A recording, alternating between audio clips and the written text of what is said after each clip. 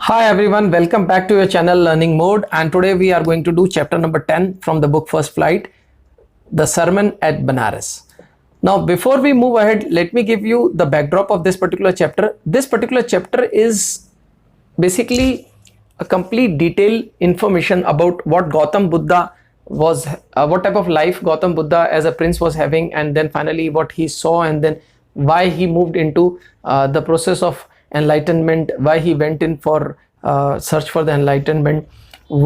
In this particular chapter, there is an example of a lady whose son died, and when she went to Gautam Buddha gave him the central decision. In fact, the central message of this particular chapter, we are going to learn all that. And in that particular central message, Gautam Buddha passed on a message to her that life is the final end of every living being. Life is the final equalizer. Everybody ends or departs this world in the form of a dead person only. So we cannot cling on. हम किसी भी चीज पे चिपके नहीं रह सकते. हर रिश्ता मौत में ही अंत होगा हर रिश्ते का. तो ये एक बेसिक मैसेज जो है ऑथर ने देने की कोशिश की है through this chapter. Let's move ahead and I'll be explaining you all the paragraph one by one. So the first paragraph, in this first paragraph, it has been mentioned that Gautam Buddha, when he was a prince himself as Siddhartha Gautam in northern India, 12 साल की उम्र में उन्होंने schooling जो है करने के लिए वो गए. उन्होंने सारे हिंदू सीक्रेट स्क्रिप्चर्स सीख लिए, है ना. जो सारे स्क्रिप्चर्स सीखने के बाद में 4 साल बाद वो वापस लौटे और उनकी शादी हो गई. एंड आफ्टर हिज मैरिज उनको एक पुत्र हुआ, और पुत्र होने के बाद में 10 साल तक वो ही lived for 10 years as befitted loyalty. मैं उन सब पार्ट्स को टच करता जाऊंगा हर एक पैराग्राफ में, आप लोग मेरे साथ अलर्ट रहिएगा. Where the word has to be clarified. Befitted loyalty का मतलब है एक प्रॉपर रॉयल की तरह उन्होंने अपना जीवन जिया 10 साल तक, और उनको पुत्र भी हुआ इस दौरान शादी होने के बाद. At about the age of 25, the prince heretofore shielded from the sufferings of the world. और 25 साल की उम्र तक जो है प्रिंस जो है दुनियादारी से, दुनियादारी के जो सफरिंग्स होती हैं, मुसीबतें होती हैं एक आम आदमी की, उनसे शील्डेड थे, क्योंकि वो तो प्रिंस थे, वो तो महल में रहते थे आराम से. तो 25 साल की उम्र तक उन्होंने कुछ दुनियादारी नहीं देखी थी. यहाँ एक बहुत अच्छा वर्ड है जिसका इस्तेमाल हुआ है, हेयरटूफोर. हेयरटूफोर का मतलब होता है अप टू दिस टाइम, जिसे हिथरटू भी कहते हैं. Hitherto, HITHERTO. Never pronounce H, always pronounce it as H. It is not H, it is H. Hitherto, HITHERTO. Hitherto. Hitherto का मतलब है up till this time. अभी तक वो सफरिंग से दूर थे. तो एक बार वो जब while out hunting chanced upon a sick man, एक बार वो शिकार करने के लिए निकले, तो by chance, chanced upon का मतलब होता है by chance उनको एक बीमार आदमी नजर आया. Then an aged man, और फिर बीमार आदमी के बाद में एक बुजुर्ग आदमी उनको नजर आया, और उसके बाद में एक फ्यूनरल प्रोसेशन, एक मृत्यु का जो प्रोसेशन होता है, मौत होने का जो प्रोसेशन होता है, वो उनको जाता हुआ नजर आया. और फाइनली उन्हें एक मॉन्क नजर आया जो कि भीख मांग रहा था. Monk begging for alms. Alms का मतलब होता है भीख मांगना. These sights so moved him that he at once went out into the world to seek enlightenment concerning the sorrows he had witnessed. और वो ये देख करके, क्योंकि वो तो शील्डेड थे, उन्होंने तो कभी दुख देखे नहीं, तो सडनली उन्होंने एक ही दिन में लगातार 3-4 चीजें ऐसी देखी जिससे उनको जो दुख है उनको उनके दिमाग में, उनके दिल में उसकी टीस पहुंची, उसको बहुत तकलीफ हुई, और उन्होंने डिसाइड किया कि वो दुनिया में बाहर जाएंगे और देखेंगे कि ये एनलाइटनमेंट पाने की कोशिश करेंगे, है ना. एनलाइटनमेंट को अगर हम हिंदी में बोलें तो प्रबोधन कहते हैं उसे. हाँ, प्रबोधन पाने की कोशिश करेंगे और देखेंगे कि ये क्या चीज़ है, जवाब ढूंढने की कोशिश करेंगे. और ये concerning the sorrows he had witnessed, और जो उन्होंने दुख देखे थे वो उनको ढूंढने के लिए, उसका उत्तर ढूंढने की कोशिश करें. He wandered for 7 years. Never pronounce it as wondered या wandered, it is pronounce as wandered. तो वो इधर उधर भटकते रहे 7 साल तक, और फाइनली उन्होंने एक पीपल के पेड़ के बीच में, पीपल के पेड़ के नीचे अपनी वहां पे एक अपनी चौकी जमाई, या वहां बैठे. Where he vowed to stay, और उन्होंने कसम खाई. वाउड का मतलब होता है कसम खाई. टू अंटिल एनलाइटनमेंट, और उन्होंने तय किया कि जब तक मुझे स्पिरिचुअल नॉलेज नहीं मिलेगी, जब तक कि मुझे एनलाइटनमेंट या प्रबोधन नहीं मिलेगा, मैं उस पीपल के पेड़ के नीचे से नहीं हटूंगा. तो ये उन्होंने तय किया. तो एनलाइटनमेंट को हिंदी में प्रबोधन कहते हैं. थोड़ा क्लिष्ट हिंदी लग रही है, बट मेरी ड्यूटी है आपको वो भी बताना, या आप याद रख सकते हो state of higher spiritual knowledge, है ना. तो enlightenment after 7 days he renamed the tree of Bodhi, और उनको 7 दिन में ही प्रबोधन या एनलाइटनमेंट मिल गया, और जिस पीपल के पेड़ के नीचे बैठे थे उन्होंने उसका नाम बोधि रखा, और उसे ट्री ऑफ विजडम के नाम से भी जाना जाता है, और यह आज भी वहां पे है. And began to teach and share his new understanding, और उन्होंने अपनी जो उनको नया नज़रिया मिला उनको एनलाइटनमेंट के बाद में, और उन्होंने उसे शेयर करना शुरू किया वहीं बैठकर.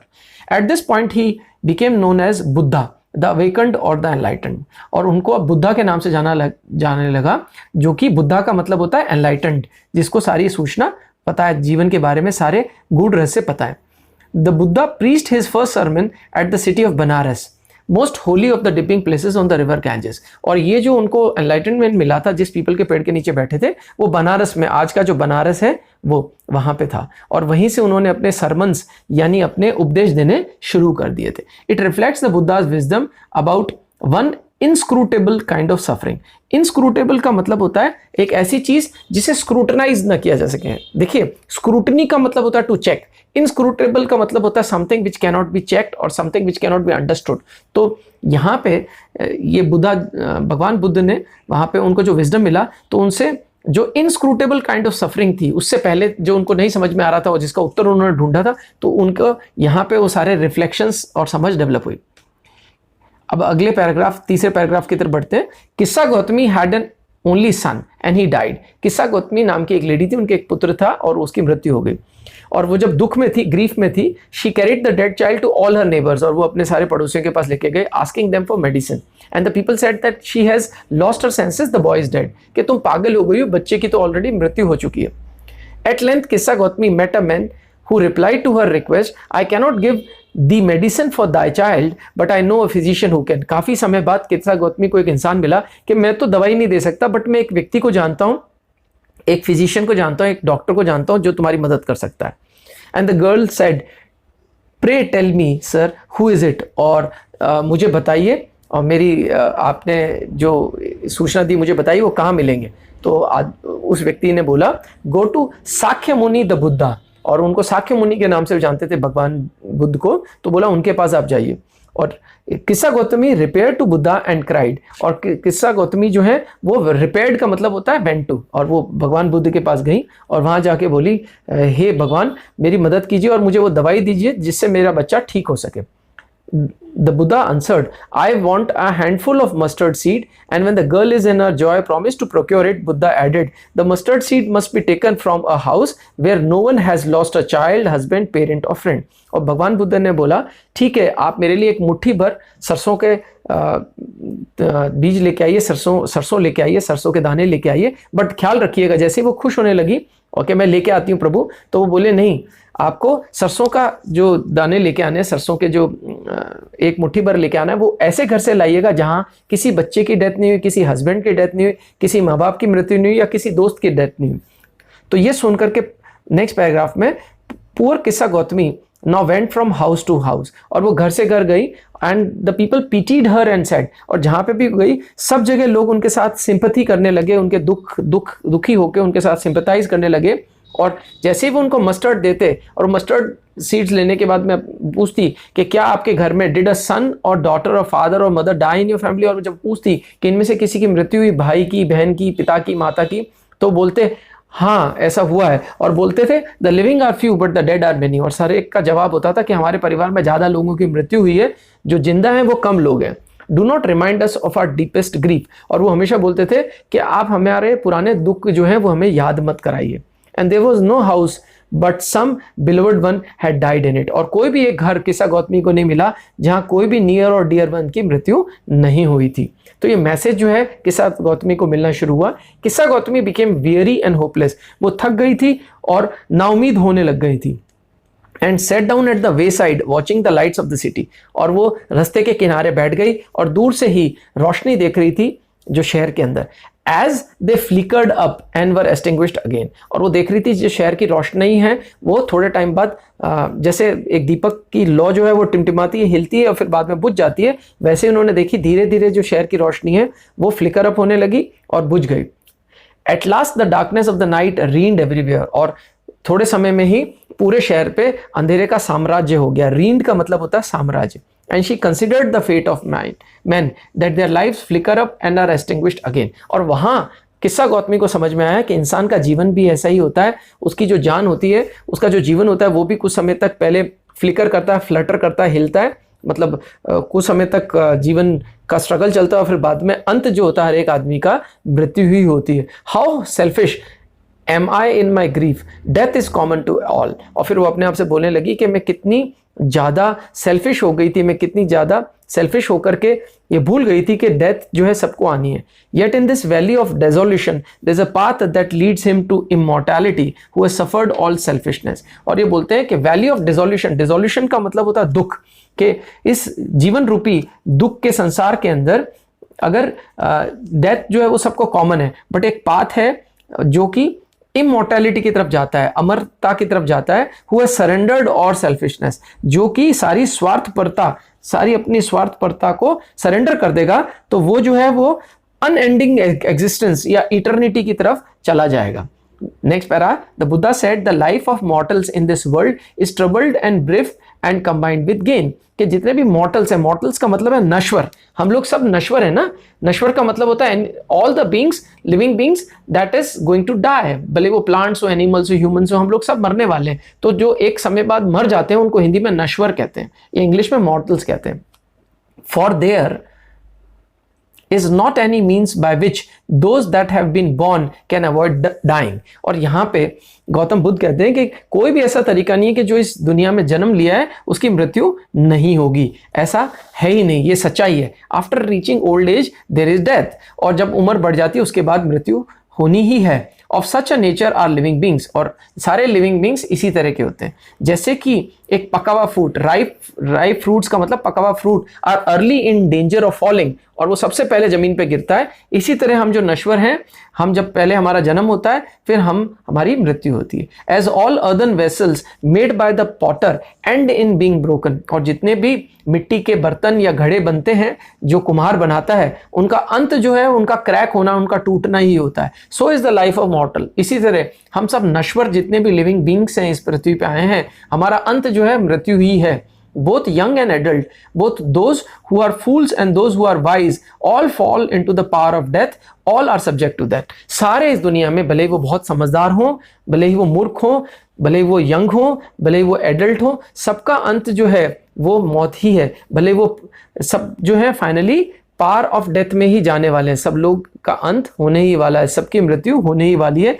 ये एक सत्य है, परम सत्य है। Of next paragraph, of those who overcome by death depart from life, a father cannot save his son nor kinsmen their relatives। बहुत अच्छा वाक्य है, यहाँ पे समझा रहे हैं कि जितने भी लोग हैं जो मृत्यु से, जिनकी मृत्यु हो चुकी है, वो जीवन से आगे मृत्यु लोक की तरफ चलते हैं या जीवन से बाहर चले जाते हैं, यानी उनकी मृत्यु हो जाती है। एक पिता अपने बच्चे को नहीं सेव कर सकता, इसी तरह हम अपने भाइयों को या भाई अपने रिलेटिव्स को सेव नहीं कर सकते। मार्केट, इसे आप समझ लीजिए।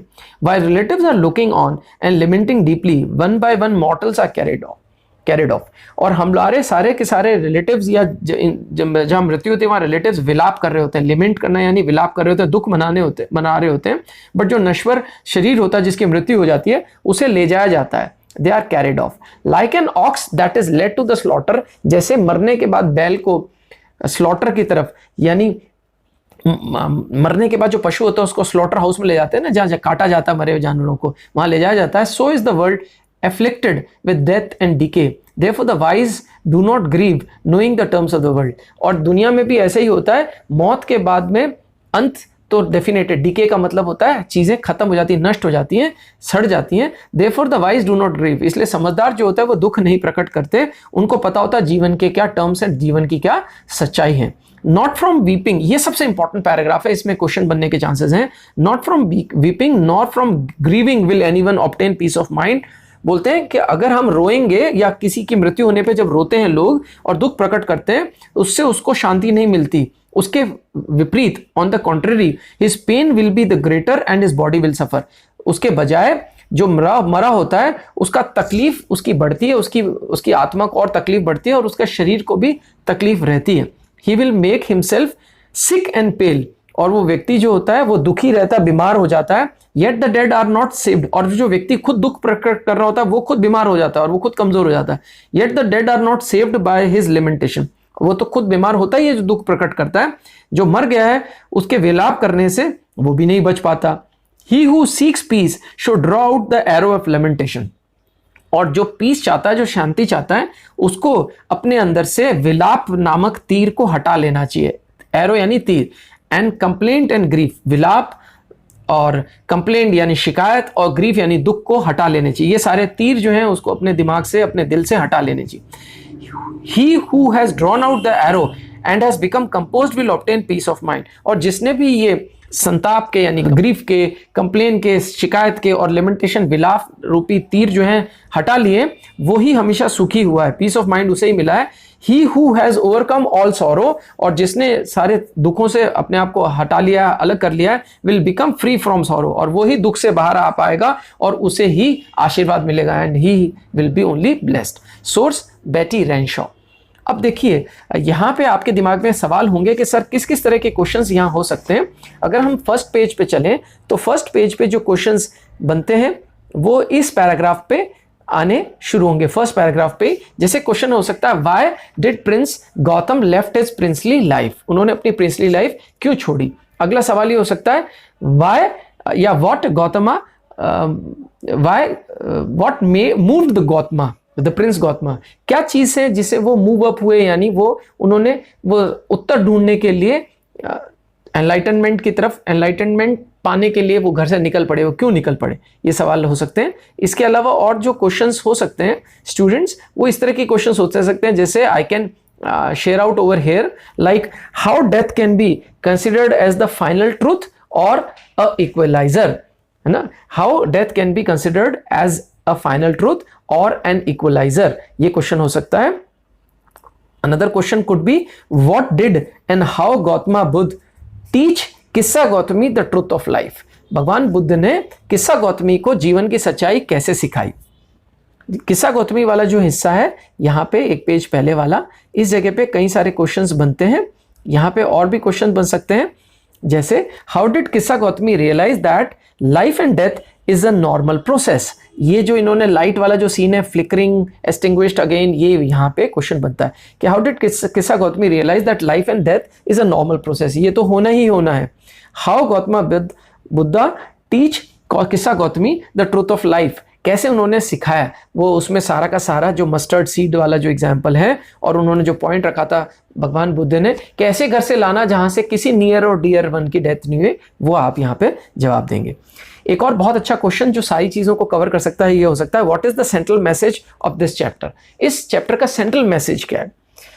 Another question could be, why किस्सा Gautami compared men's life with the lights of the city, ये इसी पार्ट में आ सकता है कि lights of the city से men's life को कैसे कनेक्ट किया था किस्सा गौतमी ने। और लास्ट पैराग्राफ से क्वेश्चन रह सकता है, what the author is talking about as the arrows, है ना, what does these arrows called and what does the arrows of lamentation, complaint and grief mean, and if they are removed what will be the outcome to the human being. Okay, and another question, last but not the least, why did author said that weeping and grieving is not right and it is not going to bring peace of life। सही बात है, मरने वाला तो मर गया, लेकिन उसके बाद अगर हम ग्रीव करते रहेंगे, रोते रहेंगे, तो वो उसकी आत्मा को भी शांति नहीं मिलेगी और हम भी बीमार पड़ जाएंगे, हम भी दुखी रहेंगे और हम सौरों से बाहर नहीं आ पाएंगे। तो ये जो लास्ट पैराग्राफ है, यहाँ पे क्वेश्चन पूछा जा सकता है और आपको उसका जवाब इस तरह से इस लास्ट पैराग्राफ को यूज करते हुए देना है। I hope all of you students must have understood this particular chapter.